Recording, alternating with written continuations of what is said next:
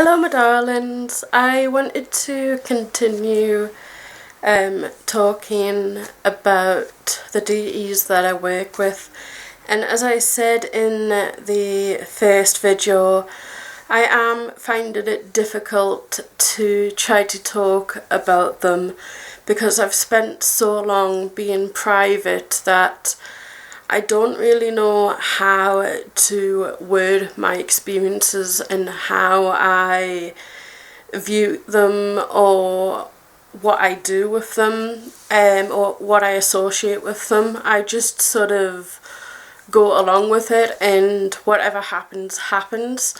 So I am finding it a little bit difficult still to talk about them, but I wanted to come on here and share what I experience with them and what I associate with them, because I know sometimes it can be a little bit tricky trying to figure out deities and what they are associated with when there is very little information on them. And I'm not saying that this is what they are associated with and all that. I'm just saying this is what I work best with them with. So that may help you to figure out where they may be with you or give you a kickstart in where to go from there. But like I said, this is just my own experiences and what I associate with them. Some sites or books may see differently, and that is totally fine. The main thing that it comes down to is your experience, your relationship and your connection with the deities. Books can say anything they want, but if it's not calling out to you, then you do not have to be that way with them. They may, instead of wanting clear quartz or pomegranate or something like that, they may actually want a slice of pizza, and if that's what it is, then go with it. It's your own way of dealing and working with them and how they feel around you. So don't ever feel as if you are doing something wrong when a certain type of food or drink or crystal or herb doesn't seem to call out to you when you're working with them. Just do what you feel is best. After I stopped ignoring Lur and started to work with him, I felt like he had opened the doors to the DE world, and I also started to feel a stronger connection to the spirit world and to the energies around me. So I'm forever grateful for him for allowing that to happen for me. And it mustn't have been that long after him that a goddess came to me to start working with her. And at the time, I felt really confused and I didn't really know how to feel, because before Lur, I had spent so long to try and find a goddess to work with that I had almost given up hope of finding one. And now that there was a goddess there wanting to work with me, I just felt a little bit uncomfortable. But that soon passed and I started to connect with her really well. And she is Anya. She is related to Lur. I've heard some stories say that she is Lur's daughter, but I've heard more stories of her being Lur's granddaughter and her father being Manan Maclur being Lur's son, and when Lur dies or goes away to the other worlds, Lur gives Manan Maclur the sea. And there is a lot more information I found about Manan Maclur than Lur himself. And it is going to get kind of confusing, but yeah. But I really like that the two two deities that came to me are related as well. It just feels really good and right for me, especially within my practice, as I'm very family oriented. I absolutely love my family to death. They are the most important people in my entire life. They come before the deities to me, and some people may say that, think that is a bit rude, but to me that is how it is. And I know that the deities are okay with that happening, because it shows that I'm, you know, they know that I am a very family oriented person, and they seem to be fine with that. I also try to do a lot of ancestor work, so most of my magic, my spells, my practices are very family, ancestor, hearth and home oriented. So having two deities that are related just seems really right to me. And they work beautifully together, but they are also very individual beings. They have different energies going for them, but when they are together, they really do become like more so powerful, but their energies just mix so right for me, and it's like they are molded together, if that makes sense. They just fit perfectly for each other.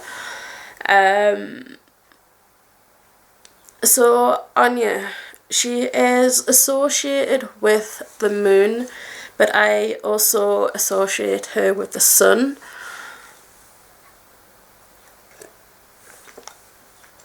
So she has the energies and properties of the sun. She's very fiery. She's very hot-tempered. She's very protective. She's just a very passionate young goddess. And when I say young, I don't mean as if she's young in age. I just mean sort of in appearance.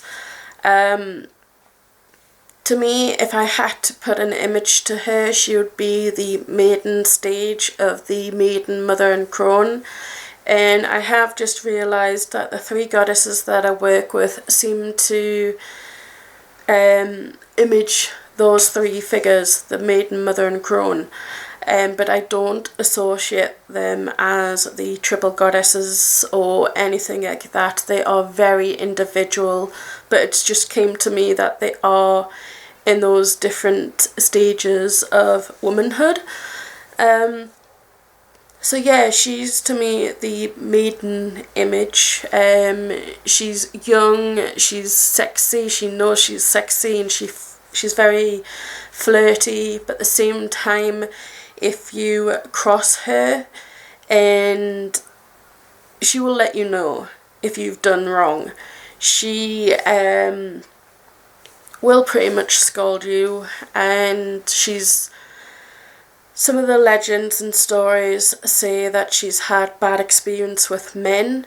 So if you've had a hard time with men in your life for whatever reason or the situation was, she will be there to help you, give you the strength, to help you keep grounded, to keep your head held high. In these stories, she doesn't dwell on it. She gets her revenge. She's stronger than they are, and she makes sure that they pay. So to me, she is a very protective goddess for the women, but also for the men who have had something done to them, whatever the situation is. So yeah, she is a very protective goddess, but she's also a very loving, a very emotional, very caring goddess as well. She is associated with fertility as well, and love and sex. She absolutely loves sex, and she wants to teach people that you shouldn't be embarrassed about sex or talking about it. It's part of life. It's how we are created, you know, it's the life cycle. It's something that is normal and natural to happen. It's a way for us to express our love for that person, or even for ourselves. She doesn't see anything wrong with it, and she's just wanting everybody to embrace it, you know, being careful and making sure everything's safe and all that. But she just wants you to express all the love that you can for that person or for yourself. And we are currently trying to create a shrine for her in our bedroom, because we feel that is the best place for her shrine. But she's also associated with the fairies. She's got the title of the Fairy Queen. And she is very flirty, she's very playful, so I can see why she is classed as the Fairy Queen. Sorry. She seems to be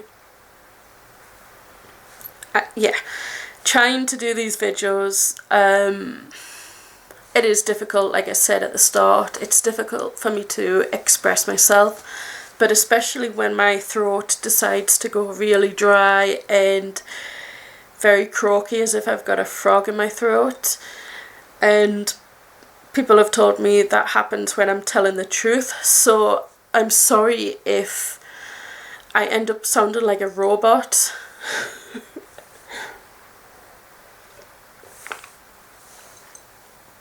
I don't really want to start doing this video again. It's taken me a while to try and do it, so I want to try and get on with it, but I'm sorry if my voice seems a bit off, but it's just the way things are. But yeah, she is, like I said, she's associated with the moon and the sun, and I feel as if that's also to do with the Fairy Queen side of her, working with the fairies.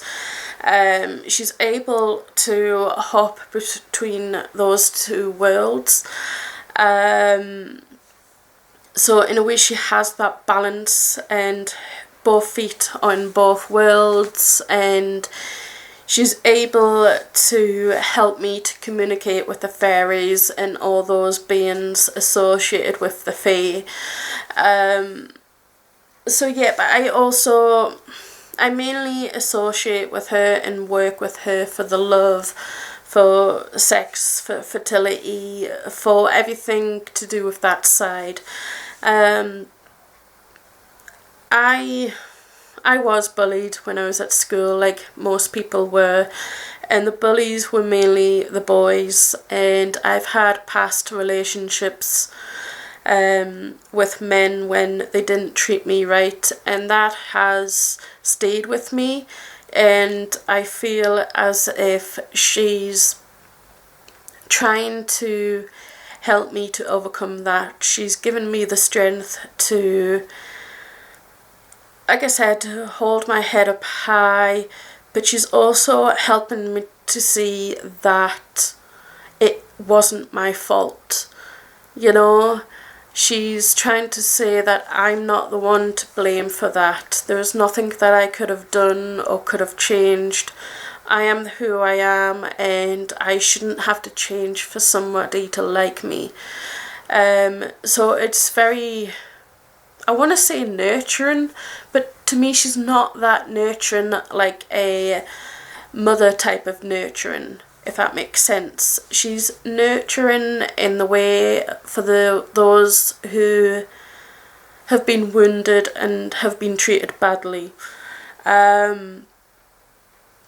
So yeah, I feel like I'm starting to ramble, but I do have some notes about her.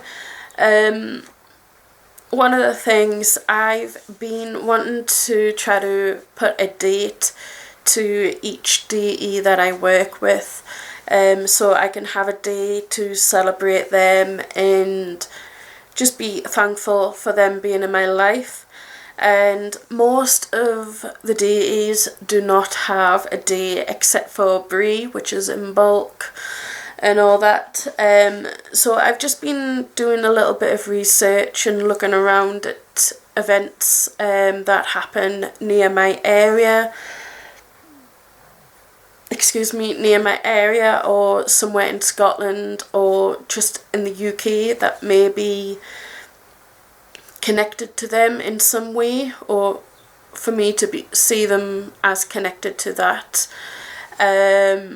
So for Lur, it's going to be something to do with fishing and to do with the sea and things like that. For Anya, it's going to be I found the date, the 23rd of June, so around summer solstice. And the reason I chose that date is because there is a festival around that time. I can't remember if it's in Scotland or Ireland, but it's to do with Saint John, I believe, and he has a festival on that date, and he is linked to Anya. So I thought to have that day just for her. And the type of offerings I give to her, she likes rosé, she likes red wine, she likes wine in general. But if you can't get wine, like whiskey or mead or even grape juice will be fine for her. She likes the sparkling wine as well, or sparkling water. So anything that's sparkly or glittery she will love. But also anything connected to love. So the colours pink, red, roses, rose quartz, clear quartz, and I'm looking up my notes.